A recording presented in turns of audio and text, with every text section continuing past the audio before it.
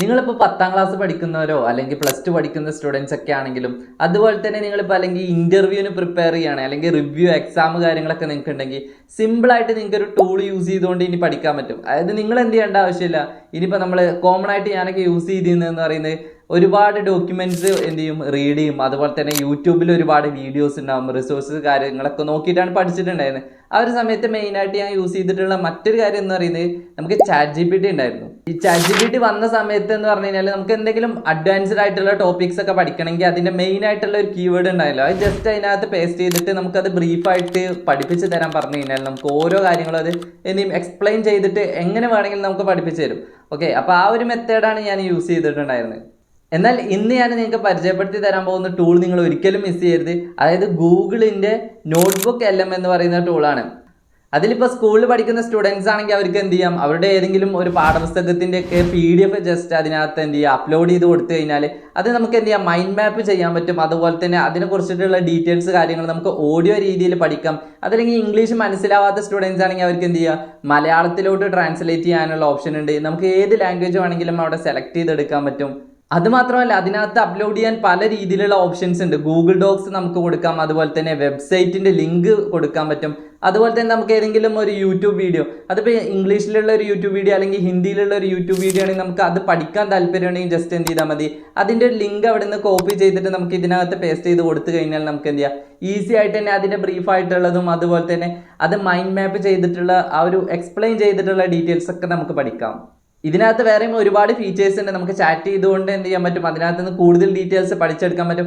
അപ്പോൾ പഠിക്കുന്ന സ്റ്റുഡൻസിനും അതുപോലെ തന്നെ ഇന്റർവ്യൂസിനൊക്കെ പ്രിപ്പയർ ചെയ്യുന്നവർക്ക് ഏറ്റവും യൂസ്ഫുൾ ആയിട്ടുള്ള ഒരു ടൂൾ തന്നെയാണ്. അപ്പോൾ അതിന്റെ ഡീറ്റെയിൽസും കാര്യങ്ങളൊക്കെ ഞാൻ പറഞ്ഞു തരാം. ആദ്യം നിങ്ങൾ ചെയ്യേണ്ടത് ഗൂഗിളിൽ പോയിട്ട് എന്ത് ചെയ്യുക, നോട്ട്ബുക്ക് LM എന്ന് സെർച്ച് ചെയ്യുക. അപ്പോൾ നിങ്ങൾക്ക് ആ ഒരു ലിങ്ക് കാണിക്കും. അപ്പോൾ ആ ഒരു ലിങ്കിൽ ക്ലിക്ക് ചെയ്ത് കഴിഞ്ഞാൽ നിങ്ങൾക്ക് ഇതുപോലൊരു ഇന്റർഫേസ് ആയിരിക്കും വരുന്നത്. ഫസ്റ്റ് തന്നെ നിങ്ങൾ ക്രിയേറ്റ് ന്യൂ എന്നുള്ള ആ ഒരു ആഡ് ബട്ടണിൽ ക്ലിക്ക് ചെയ്യുക. ഇവിടെ നമുക്ക് അപ്ലോഡ് സോഴ്സസ് ഒക്കെ അപ്ലോഡ് ചെയ്യാനുള്ള ഓപ്ഷൻ ഉണ്ട്.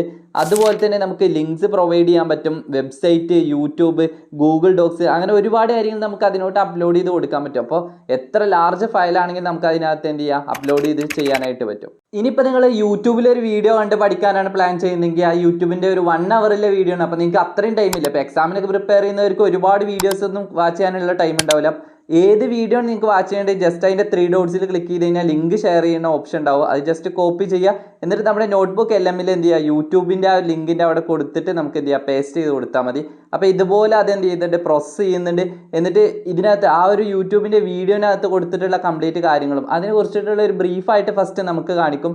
ഇനി നമ്മൾ എന്ത് ചെയ്യാം, നേരെ താഴോട്ട് വന്നു കഴിഞ്ഞാൽ നമുക്ക് മൈൻഡ് മാപ്പ് എന്ന് പറഞ്ഞിട്ടൊരു ഓപ്ഷൻ ഉണ്ട്. അപ്പോൾ അതിൽ ജസ്റ്റ് ക്ലിക്ക് ചെയ്ത് കഴിഞ്ഞാൽ അത് വീണ്ടും എന്ത് ചെയ്യുന്നുണ്ട്, പ്രോസസ്സ് ചെയ്യുന്നുണ്ട്. ഇവിടെ നമ്മൾ ഇനി ലെഫ്റ്റ് സൈഡിൽ വന്നു കഴിഞ്ഞാൽ അത് മൈൻഡ് മാപ്പ് ചെയ്തിട്ടുള്ള റിസൾട്ട് നമുക്ക് അവിടെ കാണാനായിട്ട് പറ്റും. അപ്പോൾ ഇവിടെ നിങ്ങൾക്ക് നോക്കിക്കഴിഞ്ഞാൽ കാണാം ജാവാസ്ക്രിപ്റ്റ് അറേ മെത്തേഡ് റെഫറൻസ് എന്നൊക്കെ പറഞ്ഞിട്ട്. ഓക്കെ, ഇതാണ് അതിനെ മൈൻഡ് മാപ്പ് ചെയ്തിട്ടുള്ള ആ ഒരു രീതി എന്ന് പറയുന്നത്. അപ്പോൾ നമ്മൾ കൊടുത്തിട്ട് ജാവാസ്ക്രിപ്റ്റ് അറേ മെത്തേഡ്സ് എന്നാണ് അതിൻ്റെ മെയിൻ കൺസെപ്റ്റ്. അപ്പോൾ അതിനെ സബായിട്ട് ഒരുപാട് കൺസെപ്റ്റായിട്ട് കൊടുത്തിട്ടുണ്ട്. ജസ്റ്റ് ഒന്നിൽ ക്ലിക്ക് ചെയ്ത് കഴിഞ്ഞാൽ അതിനെ വീണ്ടും എന്ത് ചെയ്യുന്നുണ്ട്, അത് നമുക്ക് എന്ത് ചെയ്യുന്നുണ്ട്, എക്സ്പ്ലെയിൻ ചെയ്ത് തരുന്നുണ്ട്. അപ്പോൾ നമുക്ക് അതിൻ്റെ റിസൾട്ട് ഇവിടെ കാണാൻ പറ്റും. ഇനി ഇവിടെ നമുക്ക് താഴെ കൂടുതൽ ഡൗട്ട്സ് ഒക്കെ ചോദിച്ചിട്ട് നമുക്ക് ഈ ഒരു ചാറ്റ് മോഡലിനോട് തന്നെ സംസാരിക്കാനായിട്ട് പറ്റും.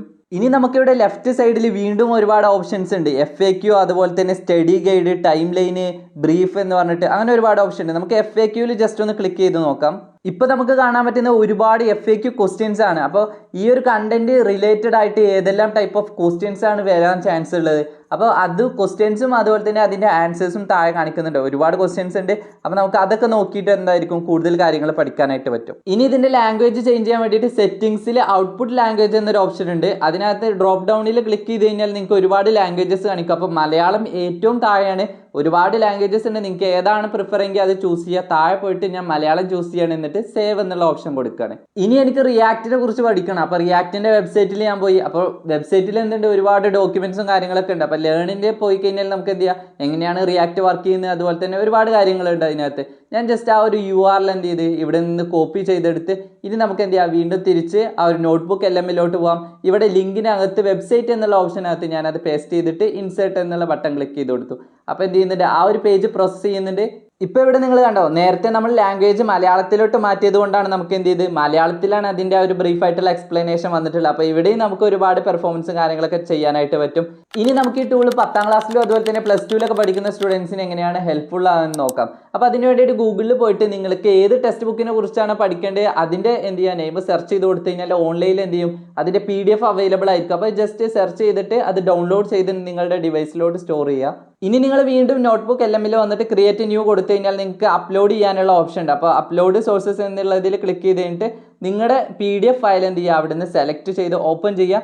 അപ്പോൾ നിങ്ങൾക്ക് വീണ്ടും എന്ത് ചെയ്യുന്നുണ്ട് ആ ഒരു നോട്ട്ബുക്ക് എല്ലാം പ്രോസസ് ചെയ്യുന്നുണ്ട്. അതിൻ്റെ ഡീറ്റെയിൽസ് നിങ്ങൾക്ക് എന്ത് ചെയ്യാം ഇവിടെ കാണാനായിട്ട് പറ്റും. ആ ഒരു പുസ്തകത്തിൻ്റെ കംപ്ലീറ്റ് ഡീറ്റെയിൽസ് അതിൻ്റെ ഒരു ഡിസ്ക്രിപ്ഷൻ കാര്യങ്ങളൊക്കെ കാണിക്കുന്നുണ്ട്.